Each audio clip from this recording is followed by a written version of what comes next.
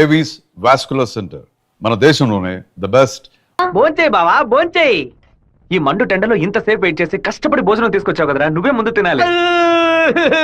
ఎంత నువ్వు నన్ను కోపంలో చావు బాదిరా, భోజనం విషయంలో మాత్రం ఇంత బోళాగా ఉంటావు అనుకోలేదు.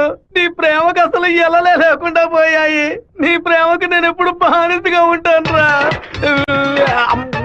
ఏంట్రా సత్తిగా భోజనం బాగా రుచిగా ఉందా? అమ్మగారి చేతి వంట కదా, మరి మైకం వచ్చేలాగేమి లేదు బావా. ఈ కళ్ళు తిరగడాలు అలాంటిది ఏమైనా ఎందుకు అలా అడుగుతున్నావు? ఏం లేదు, చాలా దూరం నుంచి భోజనం వస్తుంది కదా, మన శత్రువులు ఎవరైనా విషం గిషం కలుపుకుంటే అయిపోతాను కదా, అందుకే ముందు నీ మీద టెస్టింగ్ చేశా. అరే దుర్మార్గుడా, నువ్వు పెట్టిన భోజనంలో ప్రేమ ఉంటుంది అనుకున్నాను, ఇలా పాయిజన్ ఉంటుంది అనుకోలేదు. 100 మైళ్ళు దాటుకొని భోజనం వస్తుంది, మీరు ఇంకేం బాగుపడతారా? ఒక తల పీసో లెగ్ పీసో తింటావా? పులి కాకలేసిన పిజ్జా తిందో. అయితే పెప్సీ తాగుతుందా? కూడబెట్టిన డబ్బంతా పోగేసి స్థలం కొన్నానే. 7 లక్షలు నమ్ముకునే కదా మన భవిష్యత్తు ఉంది. ఈ నోటీసు చూసిన తర్వాత నేను సగం చచ్చిపోయాను. ఏమిటండి ఇలా మాట్లాడుతున్నారు? అయిపోయింది, ఇంకా మన పిల్లల భవిష్యత్తు అయిపోయింది. ఏంటి క్లాస్ రాకుండా ఇక్కడ కూర్చున్నావు? ఇంట్లో ఒకే ప్రాబ్లం. కొన్ని రోజుల క్రితం మా మావయ్య ఎయిర్పోర్ట్ దగ్గర 2 గ్రౌండ్ల స్థలం కొన్నారు.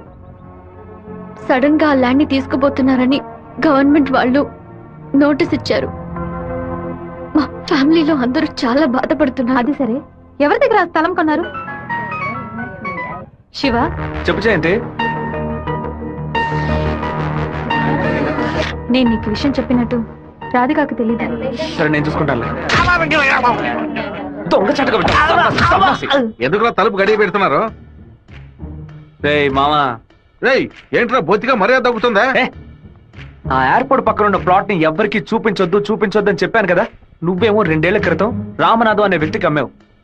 ఎయిర్పోర్ట్ అక్విజిషన్ నోటీస్ చూడగానే వాడు కుటుంబంతో పాటు ఊరేసుకుంటారని తాడుకోవడానికి వెళ్ళాడు. బాగుపడతావా? వాడు మాత్రం ఆ స్థలం కొన్నాడా? మొత్తం 160 మంది కొనుక్కున్నారా?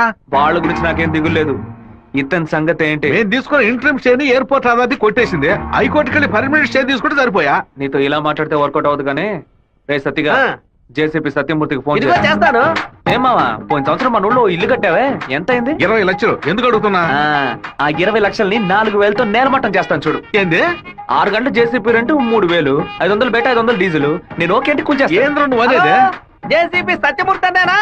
ఒక 6 గంటల సేపు జేసీపీ కావాలి, కొంచెం లైన్ లో ఉండండి. కుదరదని ఎక్స్ట్రా చేసావనుకో జేసీపీ ఇంట్లో ఇంటిని కూల్ చేయాలి, డీజిల్ పోసుకొని రెడీగా ఉండండి. కొత్తలే కానీ వాస్తు బాగోలేదు. ఇప్పుడు నేను చేయమంటావురా? ఏడుస్తున్నారు రామనాథం, నవ్వాలి. లేదు డీజిల్ పోసుకొని రెడీగా ఉన్నారట. ఫోన్ పెట్టరా ముందు. ఇలా చూడండి సార్, 2 ఏళ్లకు ముందు ఆ స్థలం 7 లక్షలు కొన్నారు. ఇప్పుడు దాని విలువ 10 లక్షలు ఉంది. నేను కాదంటోలా, కానీ నేను 8 లక్షలే ఇవ్వగలను. మీ ఒరిజినల్ డాక్యుమెంట్లు ఇచ్చేసి ఈ అగ్రిమెంట్ లో సంతకం పెట్టండి. మినిస్టర్ చేత రికమెండ్ చేసి ఉంటే పోయి ఉండేది. పోయిపోయా కుర్ర కుంకల చేత సెల్ ఫోన్ లో జేసీబీ మిషన్ పెట్టుకున్నారండి. చెప్పు రాధిక, మా ల్యాండ్ ప్రాబ్లం సాల్వ్ అయిపోయింది. ఆ ఓనరే స్వయంగా వచ్చి డబ్బు చెల్లాడు. ఎవరు రికమెండ్ చేశారు. సంతోషంలో ఏం చేయాలో అర్థం కావట్లేదు. ఒక పని చెయ్యి, నీ ఇంటి పక్కన ఉన్న శివాలయానికి వెళ్ళి శివుడికి ఒక అర్చన చేయించు. లేట్ చేయకుండా అక్కడికి వెళ్ళు. సరే అన్నా, మీరు అనుకున్నట్టు ఎమ్మెల్యే తప్పుడు రూట్ లోనే వెళ్తున్నాడు అన్న. నదిలోంచి ఇసుక తీసే క్వారీ కాంట్రాక్ట్ ని ముద్దు కృష్ణ అనే బినామీ పేరుతో వీడే నడుపుతున్నాడు. రోజుకి 250 లోడ్లే తీయాలయ్యా, కానీ వీడు 450 లోడ్ల దాకా తీస్తున్నారు. ఆ మన్నంతటిని వైజాగ్ తరలించి అక్కడ పోర్టు ద్వారా విదేశాలకు ఎగుమతి చేస్తున్నారయ్యా. మన దగ్గర అన్ని ఆధారాలు ఉన్నాయా. తహసీల్దార్ గారు కూడా వచ్చారు. రమ్మని చెప్పండి. చెప్పండి. నమస్కారం. ఏంటి సార్ ఇదంతా? రాజకీయ నాయకుల అధికారం ముందు మేము ఏం చేయగలమండి? గవర్నమెంట్ ఉద్యోగులు ఇట్లా మాట్లాడచ్చా? అనంతపురానికి నీటి సరఫరా ఉండదు, సాగు చేయడానికి ఈలుగా ఉండదు అని వ్యవసాయాన్ని మూలన పడేశారు. జరిగే కొద్ది వ్యవసాయం భూగర్భ జలాలపై నమ్ముకునుంది. ఏటి పనులను శుభ్రంగా ఊడ్చేస్తే బోర్లో నీళ్ళు ఎక్కడి నుంచి వస్తాయి? భూమాత దగ్గర నుంచి మట్టి దోచేయడం అనేది కన్న తల్లి దగ్గర గర్భసంచిని దోచుకోవడంతో సమానం. ఇప్పుడు ఏడున్నాడు రాష్ట్రముడు. ఇప్పుడు వెళ్ళి అడిగామనుకో అమ్మ మీద ఒట్టేసి నాకేం తెలియదు అంటాడు. ఎందుకంటే బినామీ పేరు మీద వ్యవహారం సాగుతుంది. కొంచెం ఓపికగా ఉంటే వాడిని ఎలాగోలా పట్టుకోవచ్చు. సరే అన్నా, నీ గురించి మెసేజ్ వచ్చింది. ఏమనొచ్చిందిరా? పీ ఫర్ పొరమోకు, ఈ ఫర్ ఎద్దు, టీ ఫర్ తీపు, E for enemy, R for rowdy. ఎవరు పంపింది? సెకండరీ అశోక్ అన్న. అశోక్ ఎక్కడ వాడు? ఇక్కడే ఉన్నాడా? నువ్వేనా అశోక్ అంటే? ఏమన్నా మెసేజ్ పంపా? వసంత వసంత అంటే ఎవరు?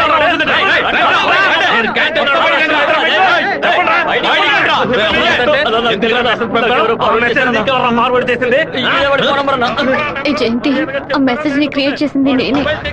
అందరి దగ్గర మొబైల్ చెక్ చేయండి. నిన్న క్యాంటీన్ లో పీటర్ మంజుని ర్యాగింగ్ చేశాడు కదా, ఆ కోపంలో మంజుకి మెసేజ్ పంపించాను. అది ఎవరికో ఫార్వర్డ్ చేసింది. ఇక్కడ ఉన్న వాళ్ళ ఇన్బాక్స్ లో మెసేజ్ కనుక ఉందంటే వాళ్ళ బట్టలు ఉడదీసి నడి రోడ్డులో ఉంటారు. చెప్పు జయంతి. చెప్పేట్రా. ఆ మెసేజ్ నాకు వెంటనే ఫార్వర్డ్ చేయి. నేను దాన్ని రాధికకు పంపిస్తాను. దాన్ని డిలీట్ చేయకుండా వాడికి చూపించమని చెప్పు. ఎవడరా ఈ నెంబర్? నాకేం తెలియదు. ఎవడరా నీకు పంపింది? శివ. ఏ, శివ పంపించాడు. డిలీట్ చేయొద్దు. ఎవడు శివ? మెసేజ్ పంపించిందన్నా. ఉమా, ఎవర్రా ఉమా? రేయ్, దీని మొబైల్ చెక్ చేయరా. పంపించింది మంజు అన్న. ఏయ్, ఎవరు పంపారా నీకు?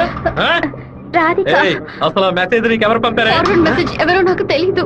9842465567. ఎవరి నెంబర్ ఇది? నాకు తెలీదు. ఏయ్, ఎవరి నెంబర్ ఇది? బాస్, నేనే బాస్. నేనే ఆ మెసేజ్ క్రియేట్ చేశాను.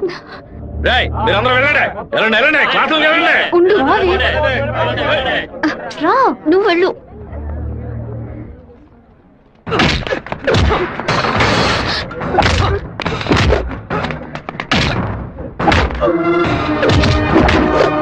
నేను వెళ్ళి నిజం చెప్పేశాను. వదులు. ఏ, నిజం చెప్తే నీ డ్రెస్ చింపేస్తాడు. పర్వాలేదా? రా.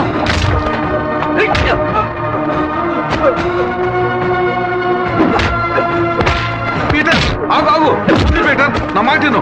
ఈ పైన జరగదు. అసలు ఇదెవడో తెలుసా నీకు? నువ్వే మాట్లాడుకో, నాదే తప్పు. జరగదని చెప్తున్నాను కదా. తీసుకుపోరా, ముందు ఇక్కడ రా. రారా శివ, రా. ఏరా, వాడు నిన్ను కొడితే నువ్వు తిరిగి కొట్టవా? ఏమయ్యా బావా, నువ్వు చూస్తూ ఊరుకున్నావా? ఈ ఊళ్ళో ఈ బ్రతుకు బతికే బదులు మన ఊరికొచ్చి బర్రె కొట్టల దగ్గర పేడెత్తుకొని బతుకొచ్చు కదయ్యా. మీరా రేయ్, నన్నేం చేయమంటావరా? ఇది ఎందుకు మెసేజ్ ఇచ్చాడు? ఇస్తాడయ్యా, ఇస్తాడు. దాన్ని నువ్వు మేనేజ్ చేయాలి. అట్లా చేయకుండా వదిలేరా. రే పంది, నువ్వు చూస్తూ ఊరుకున్నావా? ఊరుకోరా. లేదంటారా నీకు? ఊరుకోరా. పీకానంటే వదిలేయమంటే వదిలేస్తాను అనుకున్నావా? ఏం చేయాలో నాకు తెలుసురా. అయ్యగారికి ఇప్పుడే ఫోన్ చేసి చెప్తాను. ఫోన్ లాక్కుంటే పీసీ పోలేదు అనుకున్నావా? టెలిగ్రామ్ చేస్తాను. పౌరంతో సందేశం పంపిస్తాను. విషయం బయటికి తెలిస్తే అమ్మాయికి ఏమవుతుందని భయపడి నేను మూసుకొని వచ్చాను. నువ్వేమో దగ్గర రెచ్చిపోతున్నావు. చంపేస్తాను. చంపరా, చంపే. నేను ఈ తిరుపతి వదిలి వెళ్లేలోపు వాడు గొంతు పిసికి చంపకపోతే నా పేరు సత్యబాబే కాదు. ఇదే నా శపథం. ఏంటి సార్ ఇది? ఆ పంతులు స్ట్రైట్ గా కమిషనర్ కే కంప్లైంట్ ఇచ్చాడు. ఏ పెడతావు సార్ వాడిని? నా మాట విని నువ్వు లొంగిపో. అప్పుడే ఈ టేబుల్ మీద ఉన్న నీ కేసు ఫైల్ ఆ షెల్ఫ్ కి వెళుతుంది. వారంలో నువ్వు బెయిల్ మీద బయటికి రావచ్చు. లేకపోతే కమిషనర్ నీకు స్పాట్ పెడతాడు. సరే, బొక్కలతో ఏంటన్నా? మనసు చాలా బాధగా ఉంది జయంతి. నేను నిద్రపోయే వారం రోజులైంది. నేను చేసిన తప్పుకి శివ దెబ్బలు తిన్నాడని తలుచుకుంటేనే బాధగా ఉంది. సారీ 4 సార్లు మెసేజ్ పంపించాను. వాడు రిప్లై కూడా చేయలేదు. వెంటనే పర్సనల్ గా కలిసి సారీ చెప్పాలనుంది. సరే, సారీ చెప్పేటప్పుడు ఒక థ్యాంక్స్ కూడా చెప్పాయి. థ్యాంక్సా? ఆ రోజు మీ ఇంట్లో ల్యాండ్ ప్రాబ్లం కి ఎవరో రికమెండ్ చేశారని చెప్పావే, అతను వేరే ఎవరో కాదు, శివాని. తన ముందుండి వాళ్ళ ఓనర్ తో మాట్లాడి డబ్బులు ఇచ్చేలా ఏర్పాటు చేశాడు.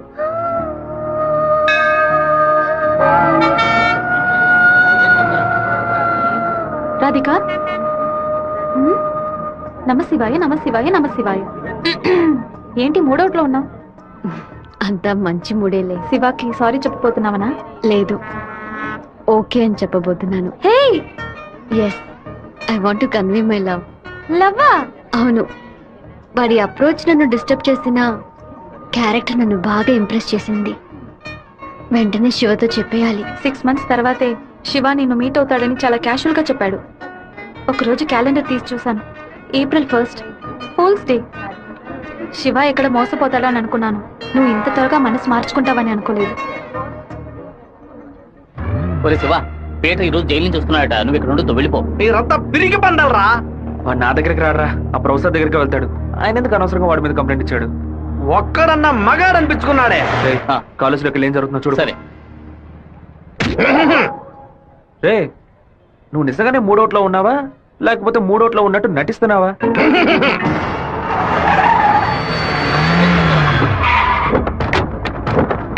పంతులు ఎక్కడున్నారా? రారా బయటికి. రే సోమనాథం,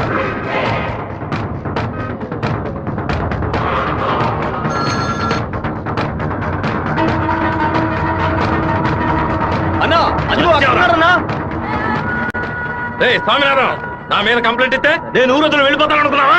ఈ కాలేజ్ ప్రిన్సిపల్ ఏనా అడగడు? తెలుగు పంతులు నువ్వు నా మీద కంప్లైంట్ ఇస్తావా? అయ్యో ఆయన ఏం చేయొద్దు. నువ్వు బతిమలాడితే నేను వదిలేస్తాను అనుకున్నావా? నువ్వు పెద్ద స్పైవా? బ్రోకర్ పని చేస్తున్నావా? అంటే నువ్వు బ్రోకర్వా? ఏది చెప్పు. నేను ఒక బ్రోకర్ని. వద్దు బేట, వదిలే. వీడి వల్ల నేను 7 ఊసలు లెక్కెట్టాను సార్. మీరు వెళ్ళండి సార్. ఏది నువ్వు చెప్పు. నేను ఒక బ్రోకర్ని చెప్పు కదా. అయితే ఓ పని చేయి, అందరూ చూస్తుండగా ఆ బోర్డు మీద నేను ఒక బ్రోకర్ని అని రాసిరా. ఎల్రా, ఎల్లో. ఆయన తరపున వెళ్ళమన్నానా? నేను క్షమాపణ వేడుకుంటాను. రాయొద్దండి. నా మాట ఏడుతో వినండి. పెట్టుకుంటావా? మమ్మల్ని అవమానిస్తాం ఎందుకురా? పరువు మొత్తం పోయిందే.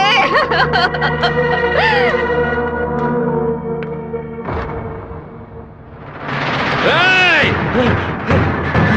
ఏయ్! వద్దురా. నేను చేయకురా. వద్దురా. ఆయన వదిలేరా?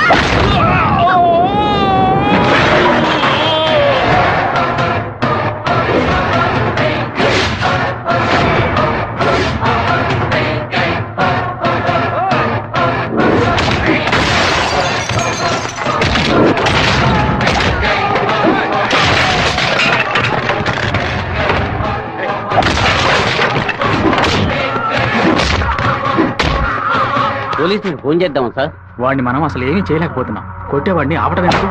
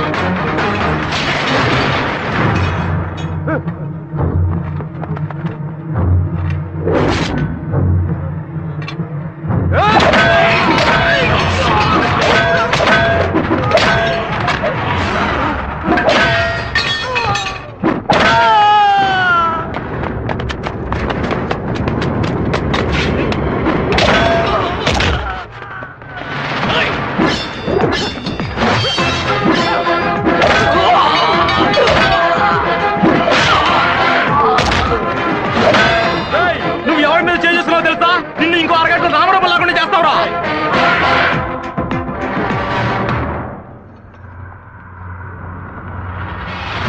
బాబు, నువ్వు అక్కడి నుంచి వెళ్ళిపో. వాళ్ళు వచ్చారంటే నేను వదిలిపెట్టరు.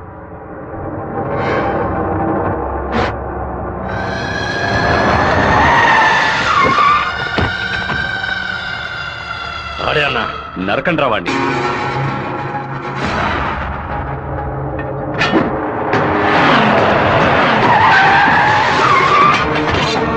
వీరభద్రం అన్న. రే ఆగరా.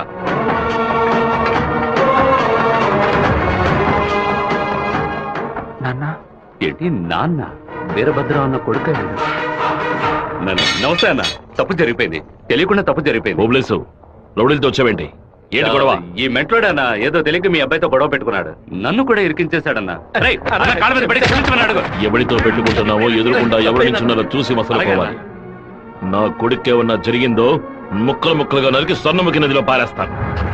వీడి తరఫున నేను క్షమాపణ అడుగుతున్నానన్నా. అరే కొండ్రా అందరూ. అన్న, బాబు జోలికి ఒక్కడు కూడా రాడన్నా. అందుకు నేను గ్యారంటీ. మీరు బయలుదేరండి అన్నా, నేను చూసుకుంటాను. అన్నా, ఏంటన్నా ఇంత పని చేశావు? ఏదో డబ్బులు కొరాడన్నా. తీరా చూస్తే వీరభద్రం గారు కొడుకన్నా. కొంచెం మిస్ అయి ఉంటే మా వాళ్ళ తల్లే కాదు, నా తల కూడా నరికి పారేసి ఉండేవాడు. దయచేసి నన్ను నా వాళ్ళని ఈ మ్యాటర్ లో మాత్రం ఇన్వాల్వ్ చేయదన్నా. నన్ను వదిలేయన్నా. 57వ సెల్లు. కళ మొత్తం చెదిరిపోతుంది అనుకోలేదు. వాడికి ఎంత కోపమా! ఎందుకలా మూర్ఖంగా బిహేవ్ చేశాడు. ఆ వీరభద్రం వాడి నాన్న టెన్షన్ అవ్వదు. పెద్ద తప్పు చేశాడు. మెంటల్లా మాట్లాడుకో. నా ప్రేమ మొత్తం నా మనసులో దాచిపెట్టుకుంటాను. అతనికి ఏం చెప్పను. నా కళ్ళైంది. ఏంటన్నా ఇంత పెందరాడే? రాజశేఖరం గారు తిరుపతి పక్కన 7 కోట్ల రూపాయలకు ప్రాపర్టీ కొంటున్నట్ట. ఈ రోజే రిజిస్ట్రేషన్ అట. ఆ దండపాణి గారు వచ్చి చెప్పాడు. తిరుపతి కాళహస్తి మధ్యలో 120 ఎకరాలంట. ఏ రిజిస్ట్రేషన్ ఆఫీస్? చెప్పన్నా. తిరుపతిలో స్థలం పడిపోతున్నాను. రిజిస్టర్ ఆఫీస్కి వచ్చాయి. ఓకే ఓకే అన్న. లెక్క పెట్టుకోండి.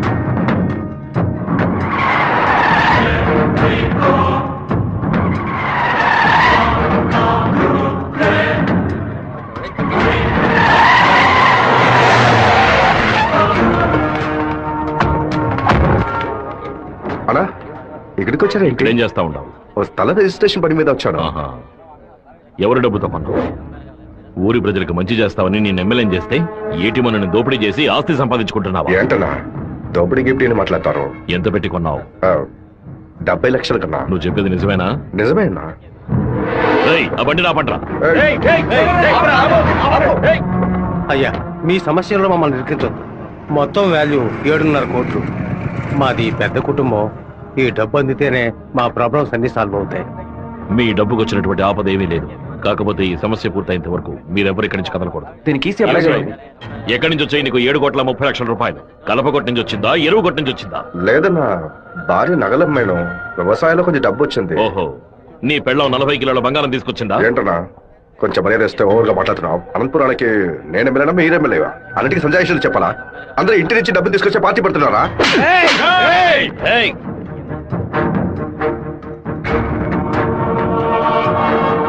నా మాటకు విలువిచ్చి 50,000 మంది నీకు ఓట్లు వేసి నేను ఎమ్మెల్యేని చేశారా? రేపు నేను వాళ్ళకి ఏం సమాధానం చెప్పాలరా? అయ్యా, అన్ని రికార్డులోకి ఎక్కించేశారట. ఇక మన చేతుల్లో ఏమీ లేనా? నేనంతా వింటూనే ఉన్నాను. ఒక చిన్న ఐడియా చెప్పరా. ఇతను అక్రమంగా సంపాదించిన ఆస్తులన్నీ మన ఊరు ప్రజలకి, పంచాయతీకి రాసి చేయొచ్చు. వెంటనే అలా చేయడం కుదురుతుందా? చేయొచ్చు అన్న. దానికి స్టాంప్ డ్యూటీ తక్కువ. 10 నిమిషాల్లో డాక్యుమెంట్ రెడీ చేస్తాను. సరే చెయ్యి. అన్నా, 100 రూపాయల స్టాంప్ పేపర్ తీసుకొని నేను చెప్పేది కొట్టండి. అనంతపురం జిల్లా పులివెందుల గ్రామం వెంకయ్య వీధికి చెందిన సుంకర సుందరమూర్తి గారి పెద్ద అబ్బాయి రాజశేఖరం అనబడే నేను మనస్ఫూర్తిగా రాసిచ్చినది ఏమనగా, తిరుపతి పక్కనున్న సర్వే నంబర్ 141, 142, 143 కిందకు వచ్చి 120 ఎకరాల భూమిని అనంతపురం జిల్లా వాసులకి హృదయపూర్వకంగా రాసిస్తున్నాను. రెడీ నాన్న? లోపలికి వెళ్ళి సంతకం పెట్టు, లేదా గవర్నమెంట్ జీబులో పోయి చువ్వలు లెక్క పెట్టాలి. వెళ్ళు.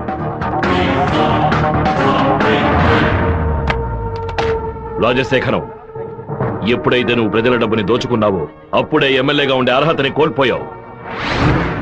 ఇంకో 15 రోజుల్లో నువ్వు నీ పదవికి రాజీనామా చెయ్యాలి. అనంతపురంలో బై ఎలక్షన్స్ రావాలి. ఇలా చూడు, నువ్వు రాజీనామా చేసినా బై ఎలక్షన్స్ వస్తాయి, నువ్వు చచ్చిపోయినా వస్తాయి. వెళ్ళు.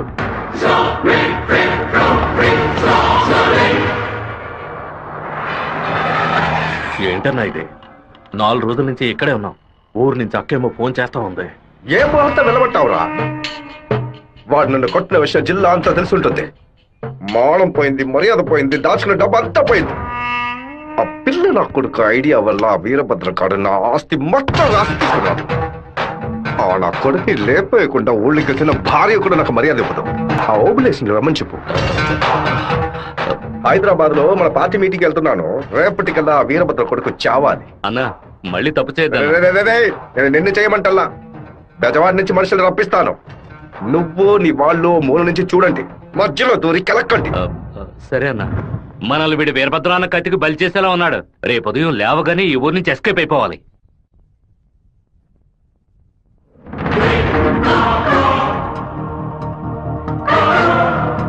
అన్నా, ఆ ఓప్లెస్ గాడు తిరుపతి రిజిస్ట్రేషన్ ఆఫీస్కి వచ్చాడు. నన్ను చూడగానే తప్పుకున్నాడు. వాడికి మా అబ్బాయికి ఏదో గొడవ అయ్యింది.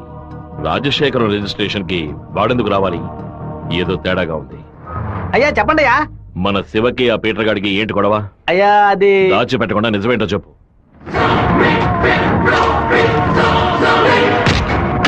నా దగ్గర దాచేశారు కదూ. కావాలనే గొడవ పెట్టుకున్నాడు. ఇందులో ఏదో మతలబు ఉంది.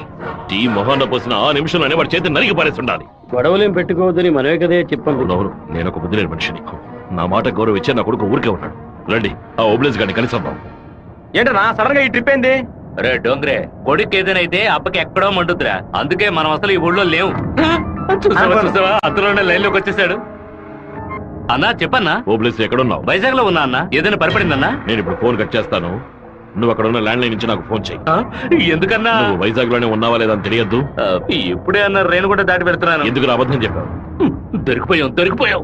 నాకు దీనికి ఏ సంబంధం లేదన్నా. ఆ రాజశేఖరమే బెదవాడి నుంచి బందర్ నుంచి మనుషులు రప్పించి బాబు నిజాలని చూస్తున్నాడు. ఏమన్నావురా? ఈ విషయం మీకు తెలీదా? నా కొడుకు ఒంటి మీద చిన్న గీత పడినా సరే తిరుపతిలో ఉన్న రౌడీలందరినీ ముక్కలు ముక్కలుగా నరికి పారేస్తానా? రారా తిరుపతికి.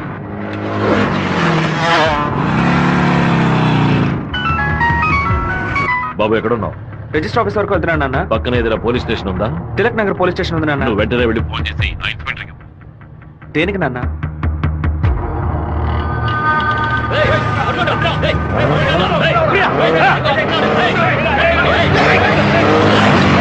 మాధవరావు ఎక్కడున్నావు? విషయం ఏంది బావా?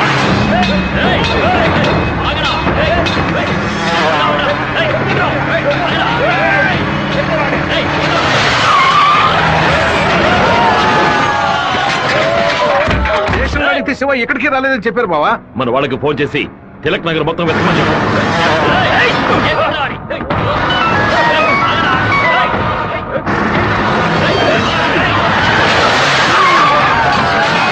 చెప్పండి అన్న. తిరుపతిలో మీ వాళ్ళకి ఫోన్ చేసి అన్ని చోట్ల వెతకమని చెప్పు. పీటర్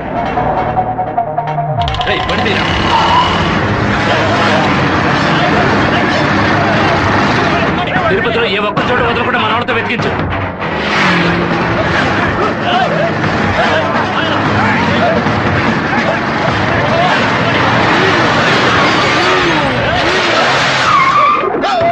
వాడికి ఏదైనా అయితే మనల్ని చెప్తారు. నేను ఆ కొండపైకి వెళ్ళి చూస్తాను. మీకు ఏదైనా తెలిస్తే నాకు ఫోన్ చేయండి. అలాగేనా?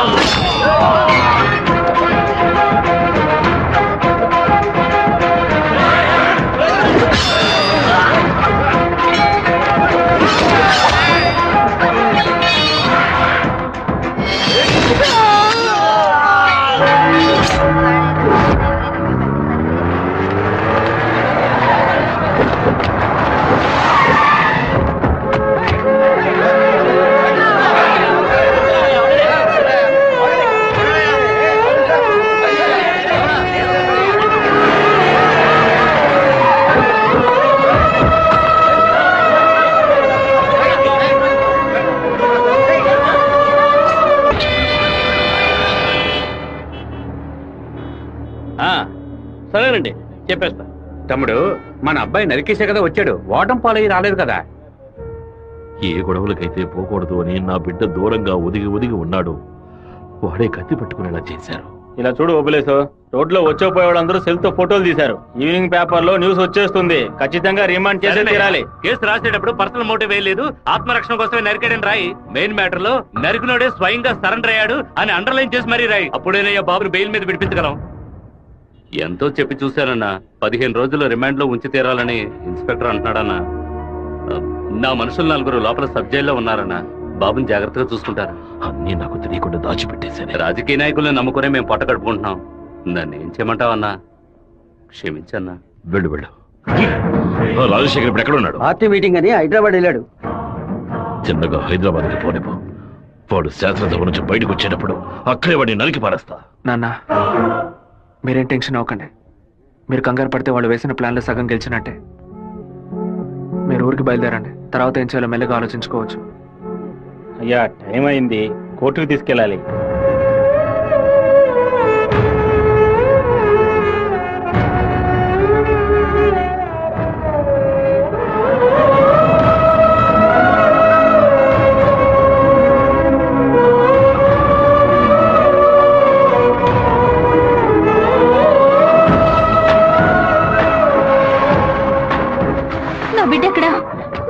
బిడ్డ రాలేదా?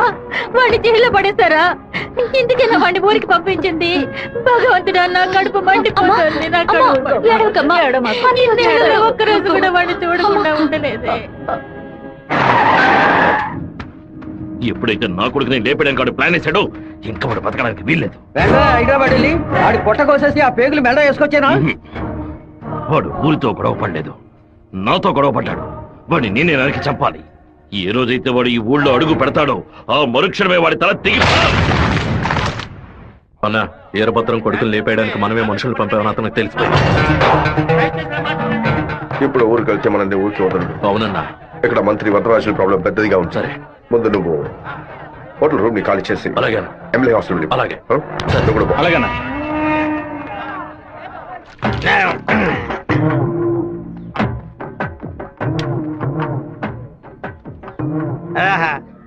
తాగి ఉన్నామే, తాగి బండి డ్రైవ్ చేసుకుంటూ పోతే పోలీసు వాళ్ళు లోపల పెడతారు. నెట్టుకుంటూ పోతాం.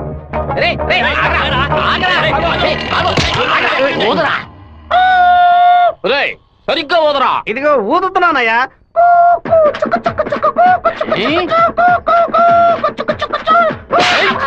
ఎగతాళా? మందు కొట్టవలేదో తెలుసుకోవడానికి ఊదమంటే కొట్టానయ్యా.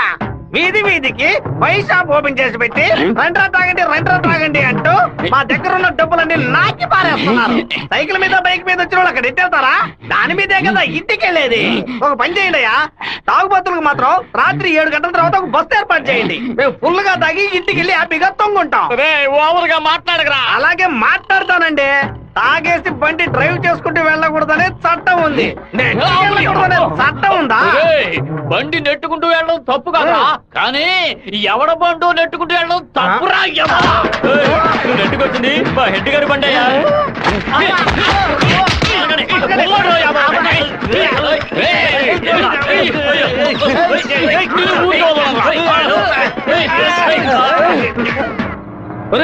బాబు వచ్చేసాడు. అమ్మగారు చెప్పండి.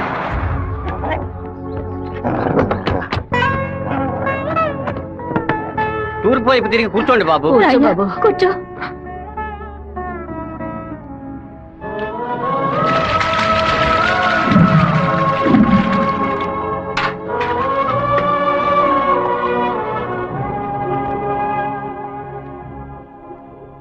అమ్మా, ఎందుకు ఇలా డల్ గా ఉన్నారు? నేను రావడం మీకు ఇష్టం లేదా ఏంటి? నువ్వు వచ్చిన సంతోషంలోనే అమ్మకి నోట మాట రావడం లేదన్నయ్య. నీకు నా మీద అంత ప్రేమ అమ్మా? ఏంట్రా గబుక్కుని అలా అడిగేసావు? మరేంటమ్మా, ఇన్ని నీళ్లు నా తల మీద పోసావే, చూసుకోవడానికి తుండుకుంటేనే ఇచ్చావా? ఇంకేం తక్కువ లేదు. ఉండు, తలదుడుస్తాను. లక్ష్మి, లోపలికి వెళ్ళి అటెండెన్స్ చేసి గిఫ్ట్ ఇచ్చేసి వెంటనే వచ్చేయాలి. మరైతే నువ్వు రావా? నీ ఫ్రెండ్ పెళ్లికి నన్ను చేంజ్ చేయమంటావు? నేను ఒంటరిగా వెళ్ళానని నాన్నకి తెలిసిందో నేను చెదకబాతారు. రా అన్నయ్య. అమ్మ వాళ్ళు రాలేదా? నువ్వు ఎప్పుడు ఊరెళ్తున్నావే? ఇంకా 2 రోజుల్లో సెమిస్టర్ ఎగ్జామ్స్ మొదలవుతాయి. రేపు ఉదయమే నేను తిరుపతికి బయలుదేరుతాను. కూర్చోండి. అన్నయ్య, ఆ ఎల్లో ఓణి అమ్మాయి ఎలా ఉంది? చండాలంగా ఉంది. మ్యాటర్ ఏంటి?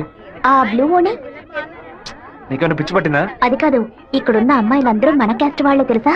వీళ్లలో ఒక్కనే నువ్వు సెలెక్ట్ చేసుకున్నావు అనుకో, నేను అది వెళ్ళి అమ్మ చెవిలో ఊదుతాను, అమ్మ నాన్న చెవిలో ఊదుతుంది, ఆ తర్వాత నీ పెళ్లిలో నా దస్తరా ఊదుతారు. ఎందుకంత కక్ష? 25 ఏళ్ల వయసులో పెళ్లి చేసుకుంటే అది సూసైడ్, 28లో చేసుకుంటే అది అటెంప్ట్ మర్డర్, 30లో చేసుకుంటే అది మర్డర్, 24 ఏట చేసుకుంటే బావిలో దూకినట్టు, 23 విషం తాగినట్టు, 22 ఊరేసుకున్నట్టు. మరి ప్రేమించి పెళ్లి చేసుకుంటే స్వర్గం, హౌస్ అరెస్ట్, జీవిత ఖైదు. అనయ్య, టీవీలో అమ్మాయిని చూడు, చాలా అందంగా ఉంది. అయ్యో, ఒకసారి చూడు. ఏంటా జరుగు? తను నచ్చిందా? చాలా అందంగా లక్షణంగా ఉంది కదూ? తను ఎవరో ఏమిటో నేను కనుక్కొని నీ చేత ఆత్మహత్య చేయించరా? వచ్చే ఏప్రిల్ 1 వరకు ఓపికగా ఉండు, మరుసటి రోజు చెప్తాను. ఏమిటనయ్యా, లవ్ లో పడ్డావా? ఒక అమ్మాయి అంగీకారం కోసం 6 నెలలుగా వెయిట్ చేస్తున్నాను.